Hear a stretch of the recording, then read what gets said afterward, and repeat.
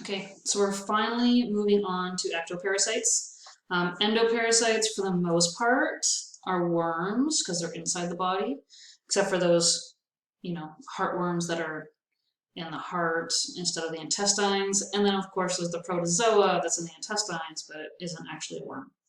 If that doesn't make sense to you, go back and watch part 2 again. Either way, we're going to talk about ectoparasites, which means we're talking bugs. Awesome. Okay, so first things first, and that is fleas. So this is an adult flea. People always think, oh, I haven't been seeing fleas. How can you say my cat or dog has fleas? I haven't seen them. There's a reason for that I'll get to on the next slide. But in the meantime, these guys are really fast. They can jump 3 feet like that. It is amazingly quick. You see them, you go to catch them, boom, they're gone. Most of the time what people see is flea dirt, which is this stuff. So you'll get down to the base of the fur, to the skin, and what you'll see is all this grit.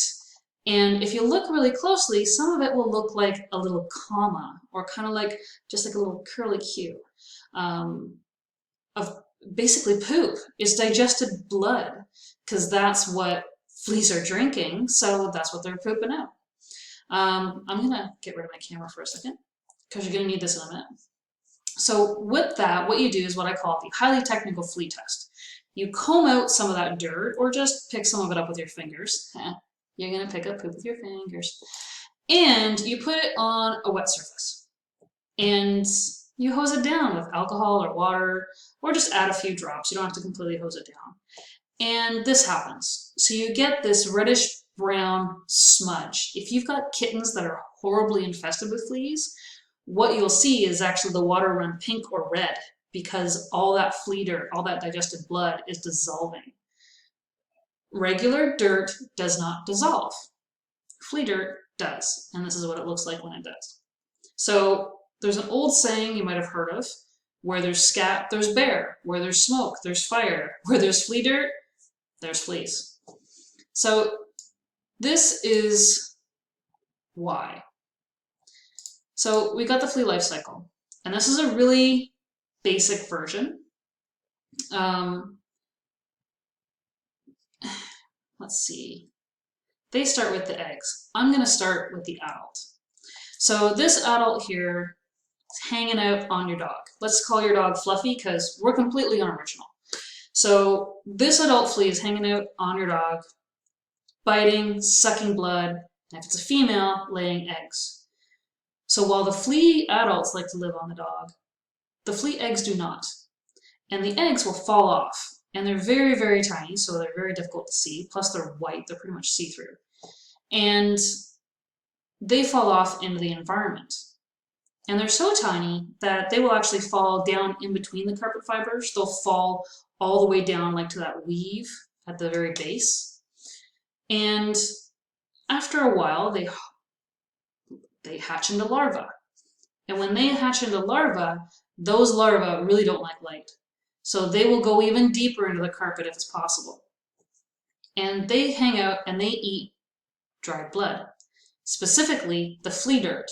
So this is a whole self-sustaining life cycle because these guys here on step 2 are eating the poop that the adults here on step 4 are leaving behind. So all this stuff here that you're seeing on the pet's fur, that is a feast for flea larvae that might be living in the house. Blah. Never said parasitology was pretty. So these flea larvae, they're eating the dried blood. They're great. When they grow big enough, they become a pupa. And they're not quite a buggy looking thing yet, but they spin a cocoon, the same way a caterpillar does to become a butterfly. But instead of a gorgeous, beautiful butterfly, we're going to get an ugly, blood-sucking flea. So the larva spins a cocoon. Inside that cocoon, it pupates. And this pupated cocoon, that stage, is the hardest one to kill. Number 1, because that cocoon is incredibly tough. And number 2, it's very, very sticky. So all the stuff that's in the environment, hair, grit, dust, pollen, microscopic bits of Doritos, whatever's in that environment is going to stick on the outside of that cocoon. So now you've got an impenetrable cocoon covered in an impenetrable crust of crud. There's no way some little flea spray is going to be able to get through that and kill that flea inside that cocoon. So nothing can kill this flea pupa. Short of setting your living room on fire, that's not gonna happen. But that's the only way really to kill them is with something really, really harsh and really, really powerful.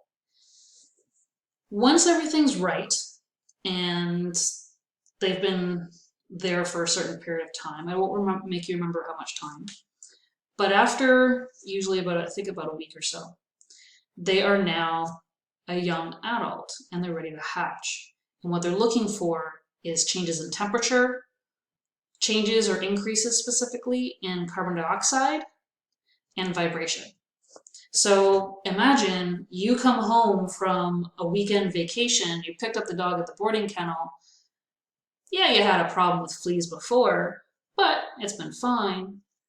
The dog walks in the house, you turn on the temperature again, you turn the furnace back on after your holiday.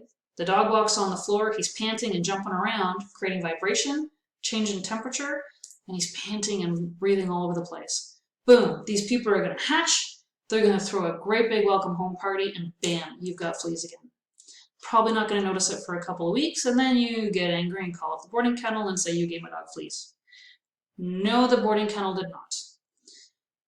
These flea pupa were lying in wait. They can lay dormant in this stage for a year, maybe even longer. In some labs, they were able to have those pupa hatch 2 years later. So it's really the good, the bad, and the ugly. The bad news is we can't kill them. The ugly news is they can stay in that state for a very long time and cause you headaches later. The good news is we know how to kill them, and we can kill all 3 other stages: larvae, eggs, and adults, which again, I'll get to treatment in a minute. So fleas, obviously you're going to pick them up just by being around pets that have other fleas. And there's your life cycle. Now, here's the reason why most people don't see the adult fleas on the pet. 5% of the problem is the adults. 10% is pupa, 35% is larvae, 50% of the problems are the eggs in the household. So people who are just treating the adults on the pet, they're only hitting a very small fraction of the problem. You've got to treat the environment, you've got to treat the eggs and the larvae as well. Got to get rid of them. Whether it's sprays, other medications for the pet, whatever. That's what you got to do. Eventually you'll get them all, but it's going to take a very long time if all you're doing is treating the adults that are on the pet. Okay, I could talk about fleas all day. Let's talk a little bit about ticks. Okay, ticks are gross. There are 2 things that disgust me in veterinary medicine, and one of them is ticks. So we've got 4 different types of ticks here that are important in our areas. We've got the deer tick, which is also known as the black-legged tick, I believe. And then we've got the American dog tick, the Lone Star tick, and the brown dog tick. And the ones that I see most commonly are these deer ticks, Ixodes scapularis. That's usually what we see. You got this dark, dark body, and then this huge gray sort of engorging belly. That's usually what you're going to see. I do expect you to know these names, and I do expect you to know the fact that they are all in this area and a growing concern. Because, like I said, I think I said it before, every shift I worked in April, I dealt with ticks in Toronto. So they're out there, and they're getting more and more prevalent. When I first graduated, we didn't see any ticks. I didn't see ticks for years. It's only in the past 10 years that we're seeing more and more ticks, and with that we're seeing more Lyme disease. We're getting dogs imported from the southern states. We're seeing other parasites in the blood like Ehrlichia and Anaplasmosis as well. So it's a problem, and you got to know your ticks. Handy little chart here, so keep an eye out for that. I may not expect you to look at a tick and then match it with the name, but I do expect you to be able to recognize the names of the ticks and whether or not they're significant in our area, and these 4 are. So I'm not going to spend too much time on ticks other than to show you some of these pictures, because there's a few videos on DC Connect I'm going to post about their life cycle and how they're transmitted and everything. But gorgeous picture here of a tick questing. That's how they look for a host. They climb up a blade of grass, hang on with their 6 legs and let the other 2 catch on. And then once they're attached, this is what they look like. They're buried down in there.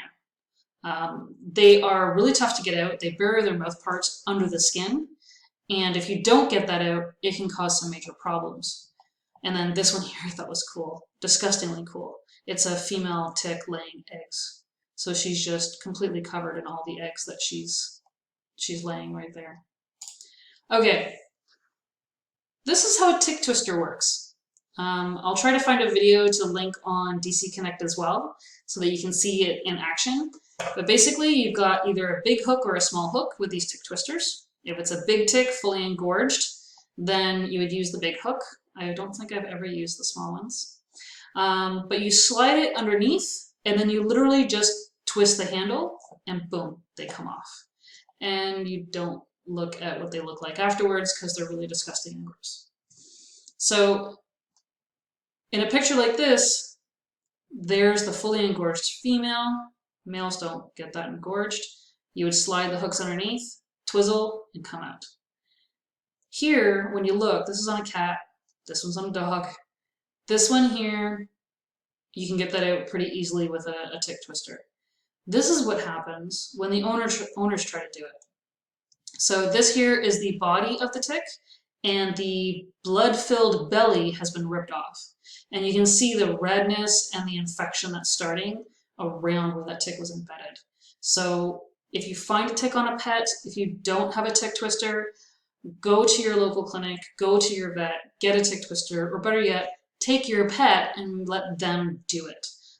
It's worth it, because in order for us to actually fix this problem, we had to do a local, a bit of sedative, and then actually take a scalpel and cut that section out to make sure that we got all the ticks, because right now there's nothing to grab onto.